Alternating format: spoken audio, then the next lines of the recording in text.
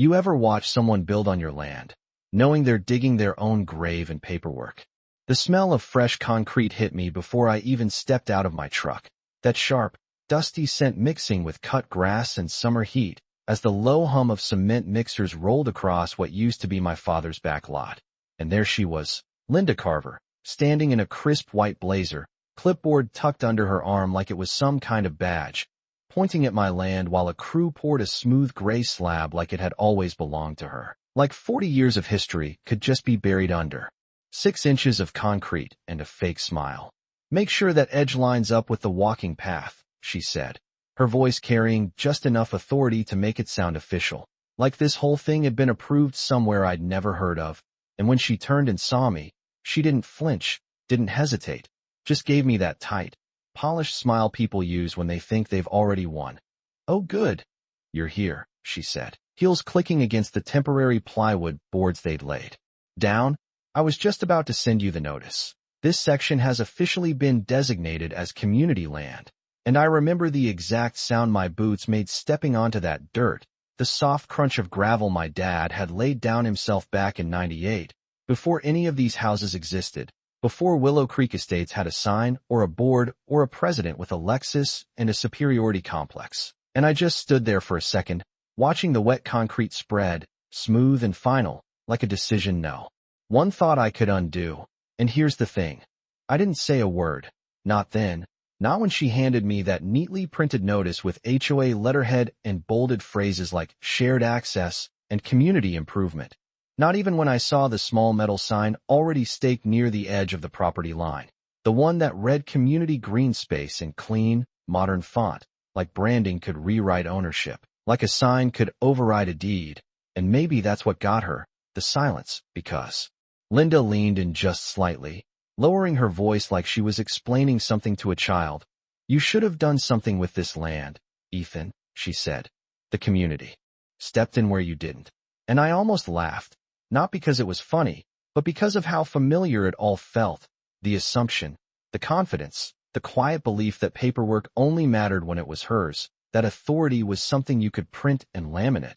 But I didn't laugh. I just nodded once, slow, like I was taking it in, like I didn't already know exactly how this was going to end. Because what Linda didn't know, what none of them knew as those mixers kept turning and that slab settled into place, was that this land had already been defined long before her HOA ever existed, written in ink that didn't fade, recorded in a system she couldn't charm or pressure or rewrite with a vote. And as I folded that notice and slid it into my pocket, I could feel the weight of something older, something precise, something my father had put in place decades ago. And I just looked out over that fresh concrete, still wet, still setting, and thought to myself, go ahead, finish it. I grew up walking that land before it had fences, before it had property lines marked with bright plastic stakes and survey flags. Back when the only boundary that mattered was how far my dad trusted me to wander before dinner, and I can still hear the sound of his old Ford rattling down that dirt path every evening. Tires crunching over gravel. He spread himself one summer when I was 10, sweat soaking through his shirt while he showed me how to level ground with nothing but a shovel and patience. "Land remembers how you treat it," he used to say, leaning on that shovel like it was part of him. "You respect it, it takes care of you. You ignore it, someone else will try to claim it." And at the time I thought he was just talking about weeds or erosion or maybe the way rain carved little channels through the back slope. But years later, standing there watching strangers pour concrete over that same soil, I realized he meant something else entirely, something legal, something permanent. Something written down long before any homeowner association ever thought it could redraw reality with a meeting and a vote. My name is Ethan Walker, 36 years old, civil engineer, and that land out there was never just empty space to me. It was 42 acres my father bought in 1983 when this entire area was nothing but open fields and a 2-lane county road that flooded every spring. He built everything from scratch. The small barn that still leans slightly to the left because he refused to hire help. The drainage trench along the east side that kept our lower pasture from turning into a swamp. Even the access path that eventually became the road Willow Creek Estates now uses to get their delivery trucks in and out. Without ever asking where it came from. After he passed 5 years ago, everything transferred to me exactly the way he left it. No disputes, No shared ownership, just a clean chain of title that I had reviewed more times than I could count, not because I planned to sell it, but because I wanted to understand it the way he did, line by line, clause by clause, the way engineers read blueprints looking for stress points and hidden loads. And here is something most people do not realize about land. Ownership. The surface tells you almost nothing. The real story lives in the paperwork, in the language that defines what can and cannot be touched, transferred, or repurposed. And my father was not just a farmer with a shovel. He was methodical, careful, the kind of man who thought 3 steps ahead, even when no one else was looking. I remember one night sitting at the kitchen table while he spread out a stack of documents under a dim yellow light, the smell of black coffee filling the room. His finger tracing a paragraph like it mattered more than anything else on that page. This right here, he told me, tapping the paper. This is what protects everything. I did not understand it then. I just nodded like a kid who wanted to go back outside. But now standing there with that folded HOA notice in my pocket, watching Linda's people smooth out concrete like they were sealing a deal, I could feel that same paragraph sitting somewhere in the back of my mind, sharp and exact, like a tool I had not used yet. Because while she saw open land and used land, land that could be rebranded and absorbed into her version of a perfect neighborhood, I saw boundaries she could not cross, agreements she had never read, and a structure underneath all of this that did not bend just because someone printed a sign and called it community space. And the best part was she had already made her move, already committed resources, already turned that dirt into something permanent, which meant when the time came, when everything was fully built and officially claimed, there would be no quiet way for her to walk it back, no simple correction, just consequences measured in contracts and liability and a reality she could not talk her way out of. So I did what my father always did when something important was unfolding. I stayed quiet, I observed, and I let the other side think they were in control. By the next morning, the sound changed, no more heavy pouring. Just the steady tap of metal stakes and the low whine of a compact roller smoothing everything into place. And when I stepped outside with a cup of coffee still steaming in my hand, I saw what Linda had turned it into overnight. Not just a slab, but a full layout. Curved walking paths outlined in fresh gravel, a few young maple trees planted in perfect symmetry. And right in the center, a polished metal sign mounted on 2 posts. Like it had always belonged there, Willow Creek Community Green. And that was when I realized she was not testing boundaries anymore. She was declaring them. I could hear her before I saw her, heels on concrete. That sharp, rhythmic click that always came with her, like a metronome for control. She was walking a small group of residents along the path, gesturing with that same clipboard, smiling like she was unveiling something generous. This space was underutilized for years, she said loud. Enough for everyone to hear. And now it is something the entire neighborhood can enjoy. And a few people nodded, some even smiled, because from the outside, it looked good, clean lines, fresh landscaping, something out of a brochure, and most of them had no idea where the property lines actually sat, no idea that the ground under their feet had a different story written into it. Linda stopped when she noticed me again, and this time her smile shifted just slightly, not uncertainty, more like satisfaction, like she had moved past asking and into owning. "Ethan," she said, her tone softer now, almost rehearsed, "I was hoping you would come around. This really adds value to everyone, including you."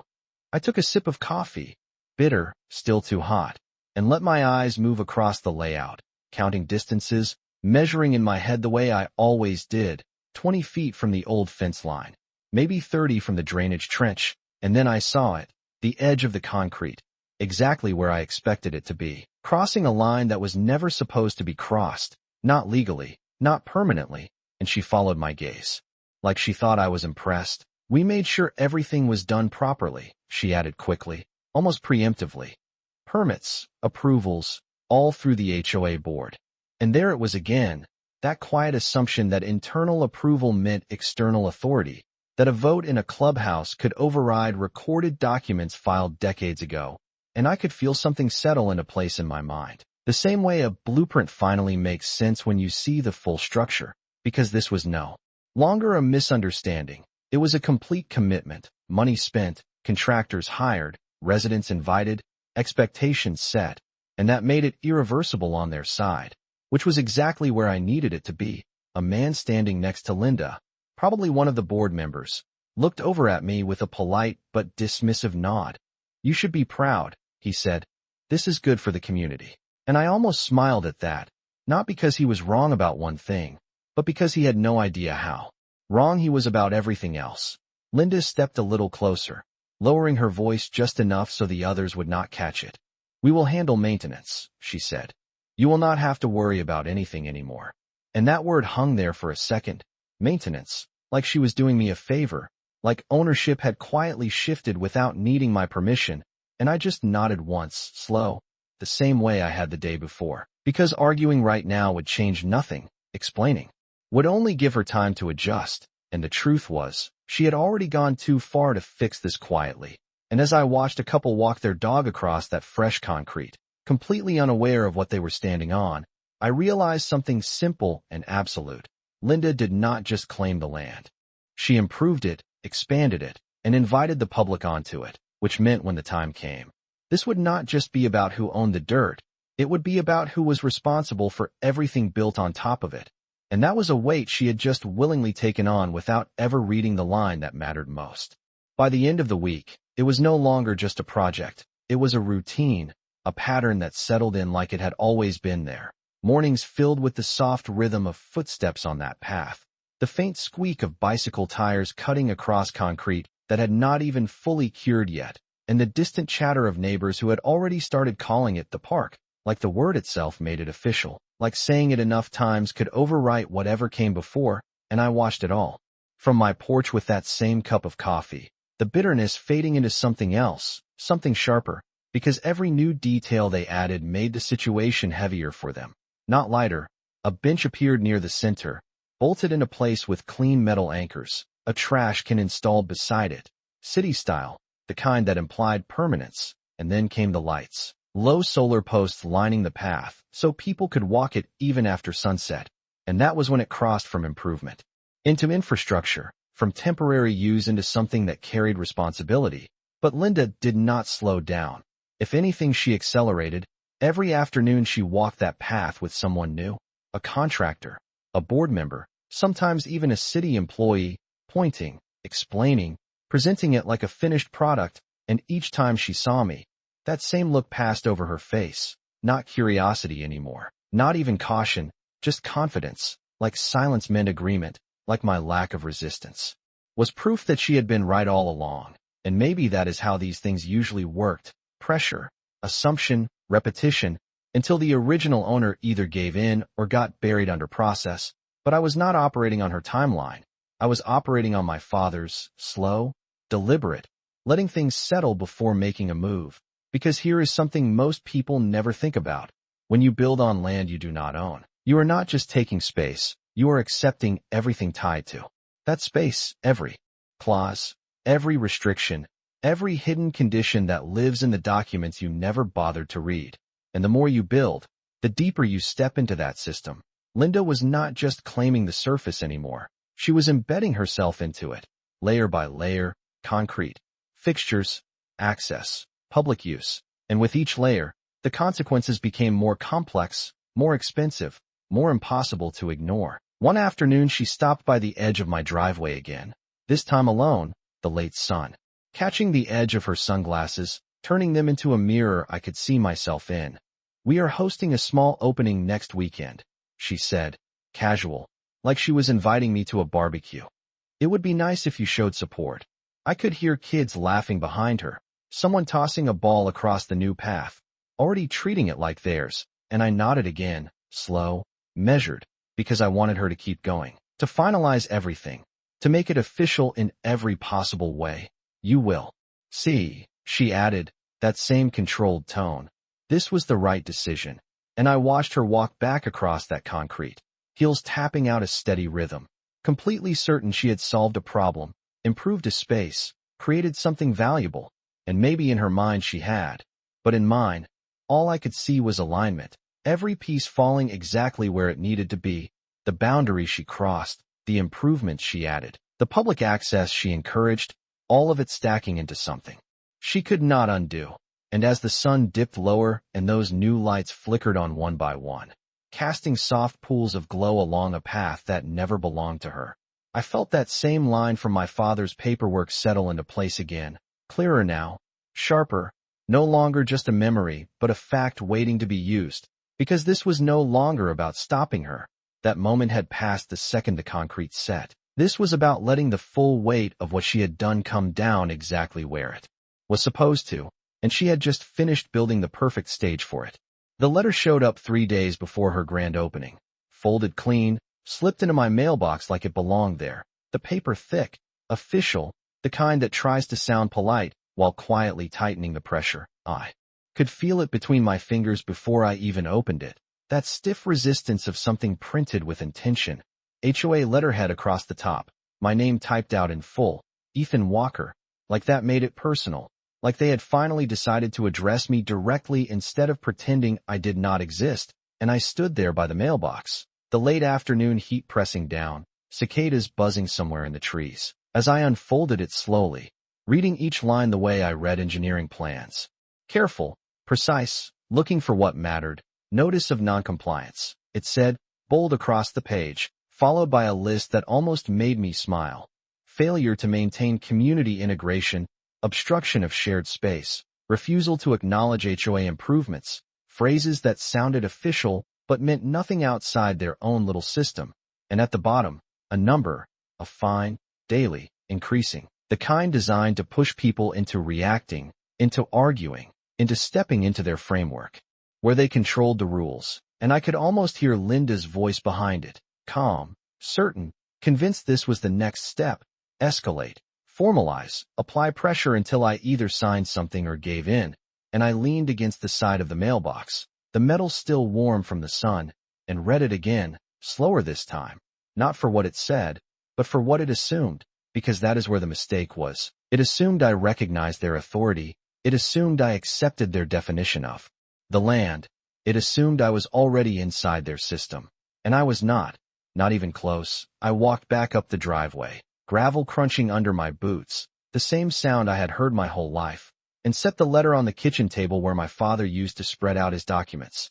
And for a moment, I just stood there, looking at it, at the neat lines, the structured language, the attempt to make something binding out of something that had no foundation, and I did what anyone else probably would have done at that point. I picked up my phone and called a local attorney, someone whose office sat right off Main Street, someone who had handled HOA disputes before, and I drove down there with the letter folded in my pocket, the air inside the car thick with heat, and the faint smell of dust, and sat across from him while he skimmed the page, nodding in that way people do when they already think they know the answer. This is standard, he said, sliding the paper back toward me.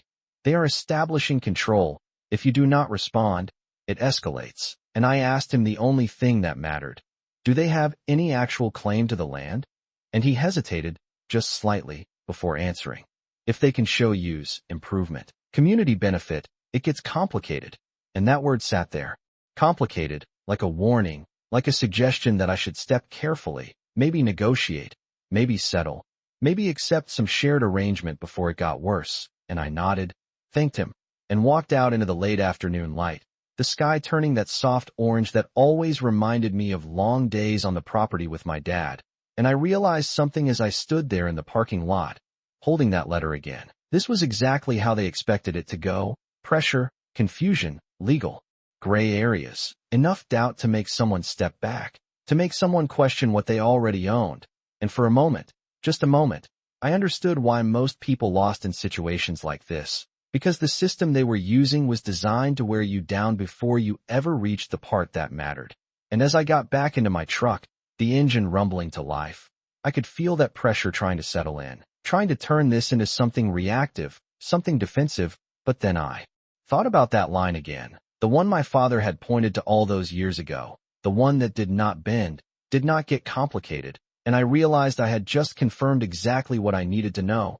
They were building their case on assumptions, on visibility, on usage, on everything except the one thing that would actually decide this. And as I drove back toward the property, the sun dropping lower behind the trees, I knew this was not a fight I could win by stepping into their process. This was something else entirely, something that required patience, timing, and letting them keep going just a little bit further. That night, I did not turn on the lights right away. I just walked into the house and let the fading daylight stretch across the kitchen floor, the same way it used to when my dad would come in late, boots leaving faint dust marks, the smell of earth and diesel clinging to everything. And I went straight to the cabinet above the sink, the one that still stuck a little if you pulled it too fast, and reached behind a stack of old manuals until my fingers touched something solid, a flat metal box, heavier than it looked, the edges worn smooth from years of being handled carefully. And I set it down on the table with a quiet thud that echoed more than it should have in that empty room. For a second, I just stood there, hand resting on the lid, feeling that same hesitation I used to feel as a kid when I knew I was about to open something important, something I did not fully understand yet. And then I flipped the latch, the soft click sounding louder than any of the noise outside. Inside were folders, thick, organized, each labeled in my father's handwriting, neat, deliberate, the kind of handwriting that did not leave room for interpretation. And I pulled out the one I already knew I was looking for, the deed packet, original copies, certified, the paper slightly yellowed but still crisp, still exact, and I spread it across the table the way he used to, flattening the corners with my palms, the faint smell of old paper rising up, and I started reading, not skimming, not guessing, reading every line like it mattered, because it did, the legal description first, coordinates, boundaries, distances measured in feet and degrees, a language I understood better than most, and then the clauses, paragraphs that most people would skip, the kind that look like standard language until you realize they are not, until you see the difference in a single sentence. And there it was, exactly where I remembered, the line my father had pointed to all those years ago, buried halfway down the page, simple on the surface, but absolute in meaning. A restriction on transfer and modification tied not just to ownership, but to use, any structural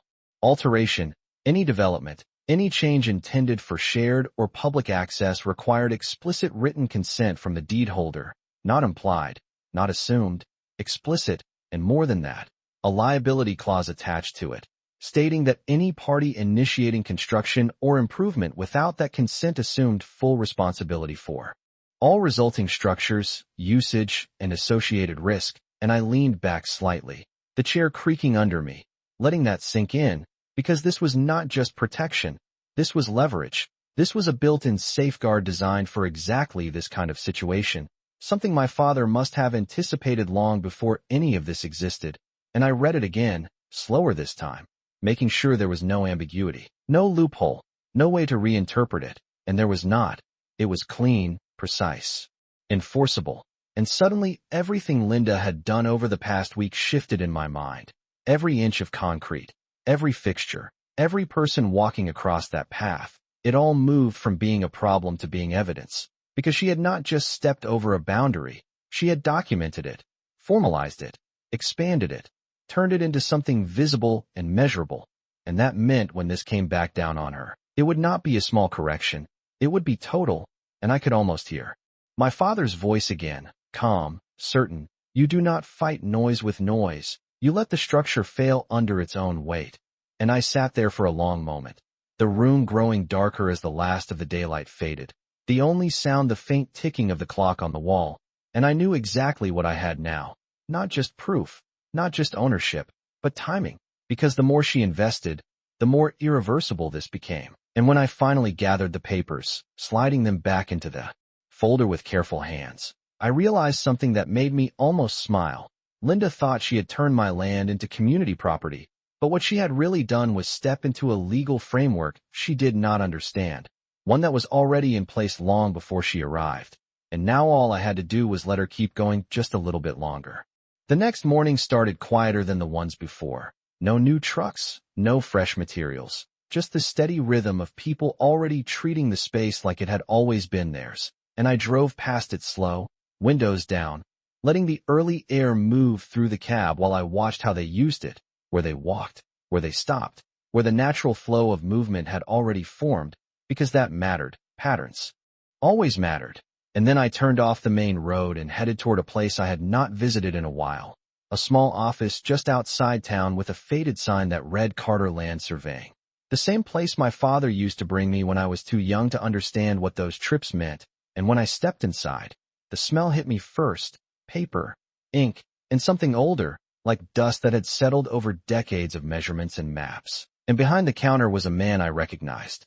Immediately, older now, hair thinner, but the same steady eyes. "Ethan Walker," he said before I even spoke, like he had been expecting me for years. "Did not think I would see you back here." And I nodded, setting the folder on the counter, sliding it toward him without opening it yet, because I wanted him to recognize it first, and he did, his hand pausing just slightly before resting on the cover. "Your dad kept everything precise," he said quietly, almost to himself, and I could hear the respect in his voice, the kind that only comes from people who understand the weight of this kind of work. "I need a current survey," I said, keeping it simple. "Full boundary, including the south section." And he did not ask why, did not question it, just nodded once and reached for his glasses, flipping the folder open and scanning the pages with practiced speed. "This is still solid," he said after a moment, tapping one of the lines with his finger. "Most people do not have protections like this anymore."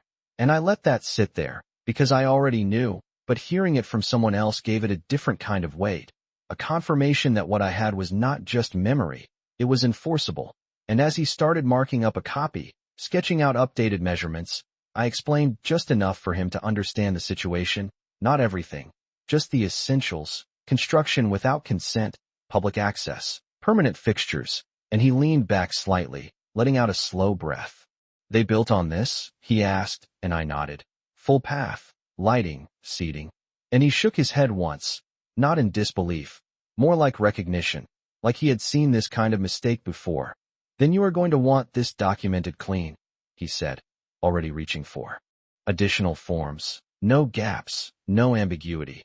And that was exactly what I needed, because this was no longer just about what I knew. It was about what I could prove, in a way that held up outside of conversation, outside of assumptions, something that could stand on its own. And when I left that office, the sun was higher, the day already warming up, and I had something more than just the deed in my truck. I had a current, certified measurement of exactly where everything stood, exactly where they had crossed the line. And I did not stop there. I made one more call on the way back, someone I had not spoken to in years, a land use attorney my father had worked with once, a woman named Rebecca Sloan, sharp, direct, the kind of person who did not waste time on things that did not matter. And when she answered, I kept it just as simple. "I have a deed with a restriction clause and unauthorized development built on top of it." There was a pause on the line, brief, but intentional. And then she said, "Bring me everything." And that was it. No hesitation, no warning, just clarity. And as I pulled back onto my property, slowing near that new path where people were already walking like it belonged to them, I could feel the shift, not in the land, not in the structures, but in the direction of everything that was about to happen. Because this was no longer just me watching and waiting. This was alignment, documentation, legal structure meeting physical reality. And for the first time, since Linda put that sign in the ground, I was no longer just letting things unfold. I was preparing to decide exactly when they would stop. That evening, the air felt different, not because anything had changed on the surface. The path was still there. The lights still flickered on at dusk, and the steady flow of neighbors continued like clockwork. But because now I understood every inch of it, every step they took, every fixture they had installed, every decision they thought made this permanent, and I sat at my kitchen table with the documents spread out in front of me. The updated survey from Carter aligned perfectly with the original deed, lines matching, boundaries confirmed down to the inch, and beside it, my phone lit up with a message from Rebecca Sloan, short, direct, just like I expected. "I have reviewed the documents. They built without consent. That triggers full liability transfer. Do not intervene yet." And I read that last line twice, letting it settle, because it confirmed what I already knew. Timing mattered more than reaction, and I leaned back in my chair, the wood creaking softly, the faint hum of the refrigerator filling the silence as I started mapping everything out in my head the same way I would approach a structural project: inputs, load, stress points, failure points. Except this time the structure was not steel or concrete. It was legal, procedural, and entirely of their own making. And the more I looked at it, the clearer it became. They had already passed the point where this could be quietly corrected. The concrete had set, the fixtures were installed, The space had been opened to the public, and most importantly, they had formalized it, advertised it, and invited usage, which meant they had taken full operational control, and with that came responsibility, not just for the land, but for everything that happened on it, and that was where the weight sat, not in ownership, but in liability, and I could almost see how it would unfold, not as a confrontation, not as an argument, but as a sequence, precise, unavoidable, and I picked up my phone and called Rebecca back, stepping outside onto the porch as the night air cooled around me, the scent of cut grass mixing with the faint metallic tang of new concrete still curing under the lights. "Walk me through it," I said when she answered, and she did, calm, methodical, laying it out. Step by step, they have established public access without legal authority. That means they assume duty of care. Any incident, any structural issue, any code violation, it all points back to them. And I nodded, even though she could not see me, because it matched exactly what I had been thinking. "So we wait," I said, and she paused for a second, just long enough to make it clear this was the critical point. "You let them complete their opening. You let them fully commit. Then we document, file, and enforce. Once it is in use, there is no retreat without consequence." And that word again, consequence, not emotional, not dramatic, just factual. Like gravity. And I looked out across the property, the path glowing under those small solar lights, people still moving along it, completely unaware of the framework they were stepping into, and I could feel the alignment of everything.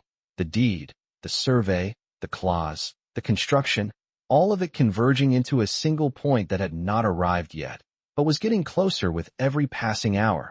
And when I hung up the phone, I did not feel rushed. I did not feel pressured. I felt steady. The way my father used to look when he knew exactly how something would play out long before anyone else saw it. And I gathered the documents into a neat stack, placing them back into the metal box, not hiding them, just setting them aside until the right moment. Because this was no longer about proving anything. That part was done. This was about execution, about letting the system they had stepped in to do exactly what it was designed to do. And as I turned off the porch light and stepped back, inside, the last thing I saw was that path stretching across my land, lit up, used, celebrated, and for the first time since this started, I knew exactly when I was going to end it.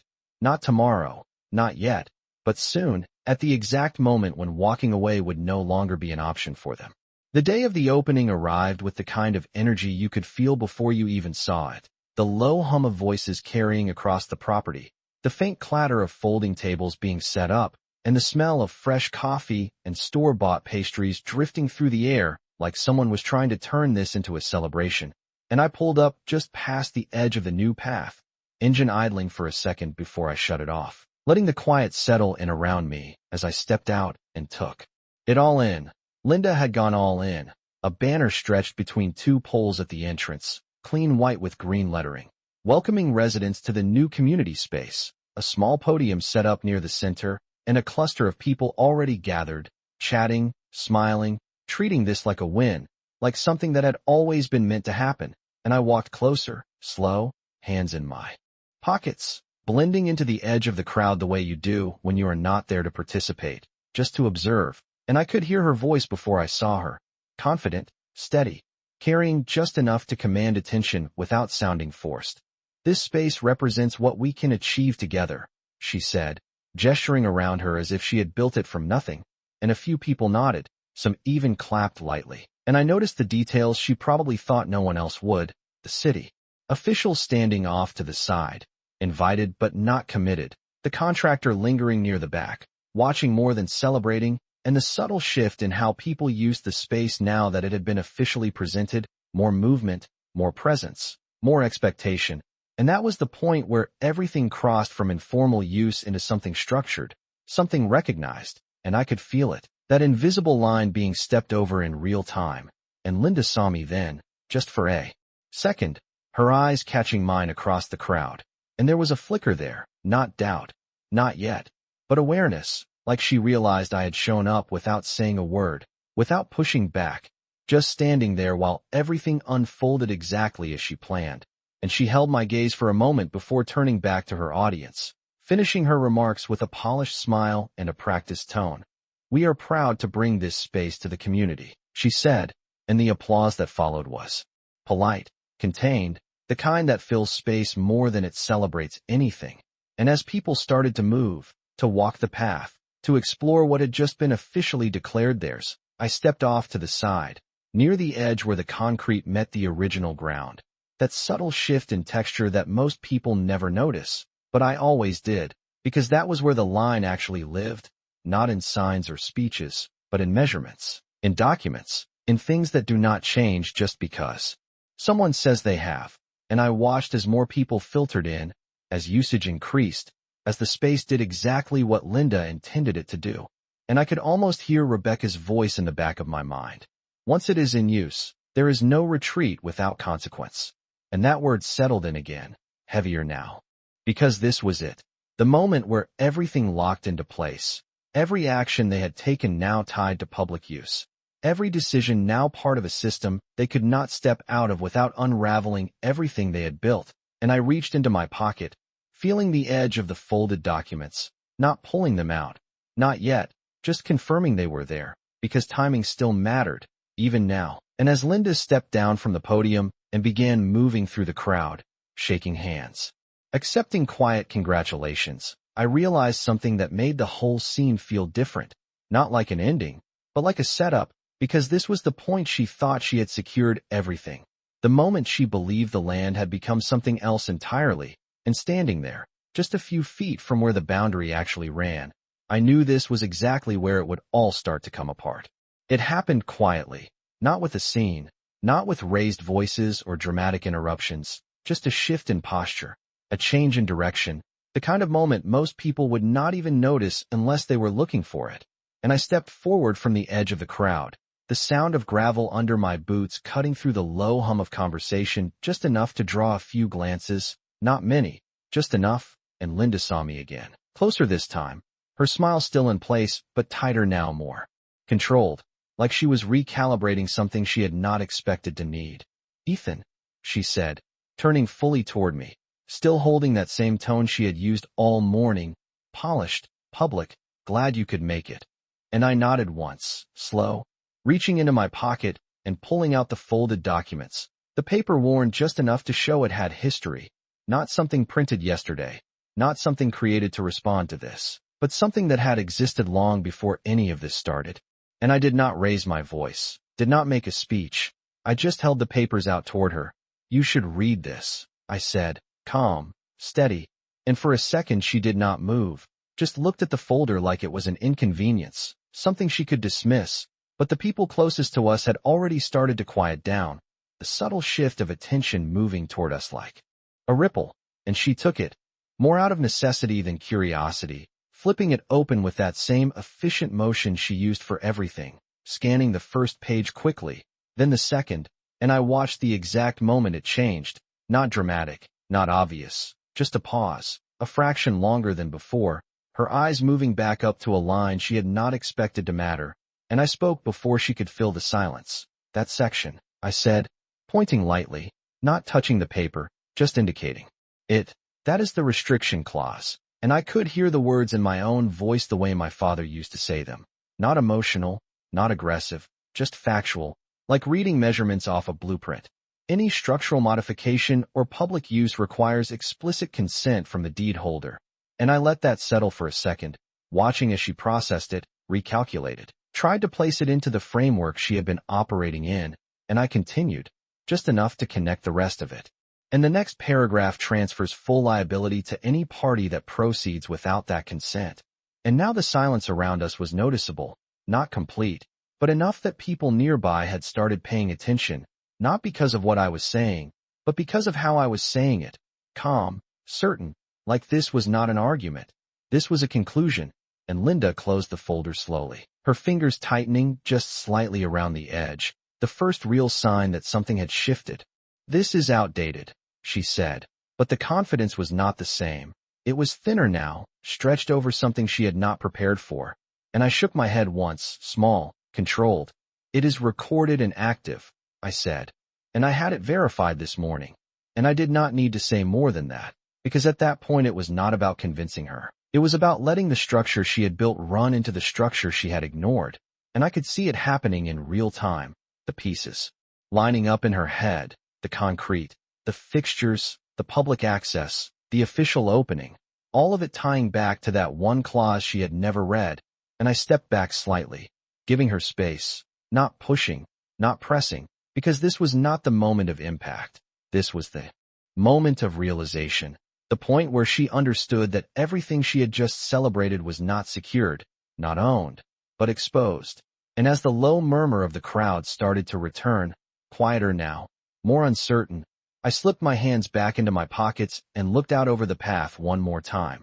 The same concrete, the same lights, the same people walking across it, but now it felt different, not because anything had changed physically, but because the truth had finally been introduced into the space, and it was only a matter of time before everything built on top of it started to respond. The shift did not explode. It unraveled, slow at first, like tension finally being noticed after sitting too long under the surface, and I could see it move through the crowd in small ways. Conversations pausing, glances exchanged, the kind of quiet recalculation people do when something no longer feels as certain as it did a few minutes ago. And Linda stood there holding that folder just a second too long. Her posture still composed, but no longer relaxed, the edges of control tightening around. Something she could not dismiss as easily as she wanted. And the man from the board stepped closer to her, leaning in slightly, asking something under his breath that I could not hear, but I did not need to, because I had seen that moment before, the exact second when confidence meets contradiction and has to decide whether to push forward or step back, and she chose to push, at least at first, straightening up, closing the folder with a sharper motion than before. "This will need to be reviewed," she said, her voice still carrying, but now carrying something else with it. Not authority, not quite doubt, but strain, like she was trying to hold a structure together that had already started to shift, and I nodded once, not arguing, not adding anything, because this was no longer about what I said. It was about what the system would say next, and right on cue. It did not take long. One of the city officials, the one who had been standing off to the side earlier, stepped forward. His expression measured, professional, but clearly more attentive now. "Do you have a copy of that?" he asked, looking between Linda and me, and I reached into the folder again, pulling out a second set, already prepared, already aligned, and handed it over without a word, because this was part of the sequence, documentation moving from private knowledge into public review. And he took it, scanning the pages with the kind of focus that comes from responsibility, not curiosity, and I watched as his eyes slowed at the same line Linda had paused on. The same clause, the same language that did not bend, and the atmosphere around us shifted again, more noticeably this time. Conversations lowering, people stepping back just slightly, creating space without even realizing they were doing it, and Linda tried to recover, stepping closer to the official, her tone adjusting, more formal now, more controlled. "We followed all HOA procedures," she said. And he nodded once, but his eyes stayed on the paper, not on her. "This is not about HOA procedures," he replied, calm, even, the kind of voice that does not need to be raised to carry weight. And that was when the structure finally cracked, not physically, not visibly, but in the way authority shifted away from her and into something she could not manage with a meeting or a vote. And I could see it in the way the board members started to look at each other, not outward anymore, not confident, but inward, calculating, trying to understand what this meant for them, for everything they had just approved. And the contractor near the back took a step closer as well, his attention no longer casual, now focused. Because for him this was not just a project, it was liability, and I stayed where I was, just off to the side, watching it all settle into place exactly the way it was supposed to. No confrontation, no escalation, just the steady introduction of reality into a system that had been operating without it. And as the official lowered the papers slightly, looking up at Linda with a different expression now, one that carried consequence without needing to say it out loud, I realized this was the moment everything had been building toward. Not the argument, not the reveal, but this quiet transfer of control, from assumption to fact, from presentation to enforcement. And as the low hum of the crowd faded into something more cautious, more aware, I could feel the weight of what came next already forming, not because I was forcing it, but because the structure they had built had finally reached the point where it had to respond to the foundation it had ignored. The next part did not happen in front of the crowd. It unfolded in the hours and days that followed, quiet, procedural, and far more decisive than anything that could have been said on that path. Because once the documents changed hands, the system took over, and systems do not argue. They process, they evaluate, they respond, and by the next morning, the tone around the property had shifted completely. No banners, no announcements, just a noticeable absence of confidence, the kind you can feel, even before you see it. And when I drove past, slower than usual, I saw it immediately. The city official's vehicle parked near the entrance, not as a guest this time, but as oversight, clipboard in hand, measuring, documenting, the same way Carter had done the day before, but with a different purpose, not to confirm boundaries, but to assess compliance. And Linda was there too, standing just off to the side. No podium, no audience, just her and two board members, all of them watching as the process moved forward without them. And I parked along the edge, stepping out into the cool morning air, the smell of damp grass replacing the sharp scent of fresh concrete. And for the first time since this started, no one approached me. No one tried to explain. No one tried to control the narrative. Because the narrative had already shifted into something they could not manage. And I could hear pieces of the conversation as I walked closer. Words like unauthorized development, liability, exposure, and required corrective action, carrying just enough to make the situation clear without needing to be spelled out. And the official looked up briefly when I approached, giving a short nod, not acknowledgement of me as a participant, but recognition of the documentation I had provided, the foundation that had triggered all of this. And Linda tried once, just once, to regain footing, her voice lower now, controlled, but no longer certain. "We followed our procedures," she said again. But it sounded different this time, not like a statement, more like a defense, and the response came back, just as steady. "Your procedures do not override recorded deed restrictions." And that was it. No escalation, no argument, just a line that could not be crossed. And I watched as the realization settled in fully, not just for her, but for everyone standing there, the board members shifting their weight, exchanging quiet looks, understanding that this was no longer about maintaining control, it was about managing consequences, and those consequences were already taking shape. Formal notices issued, timelines established, requirements outlined in language that did not leave room for interpretation, removal, restoration, liability assessment, each step clear, each step enforceable. And I stood there at the edge of it all, the same place I had stood when they first poured that concrete. Only now the direction had changed, the flow of control moving away from them and back into the structure that had always been there.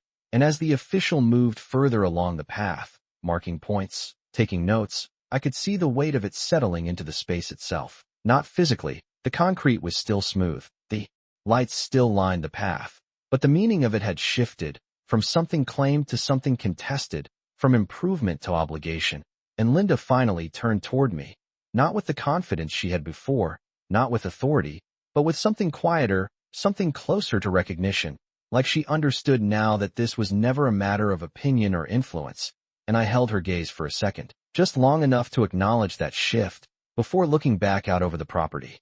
Because at that point, it was no longer about her.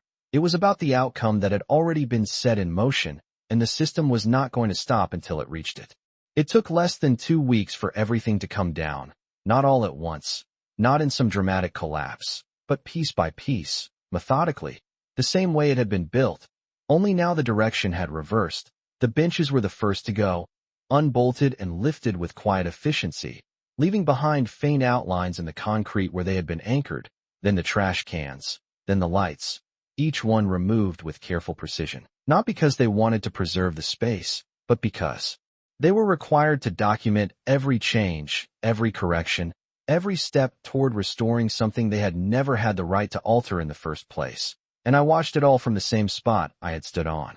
The first day, boots on gravel, hands in my pockets, the air carrying that familiar mix of dust and cut grass. Only now, there was a different sound layered into it, the steady rhythm of reversal, tools working not to create, but to undo. And Linda was there most days, not directing, not presenting, just present, standing off to the side with a folder in her hands that looked heavier than any clipboard she had carried before. Her movements slower, more deliberate, like every step now required consideration instead of assumption, and no one gathered anymore. No small crowds. No casual walkers drifting through like it was a public space, because it was no longer presented that way.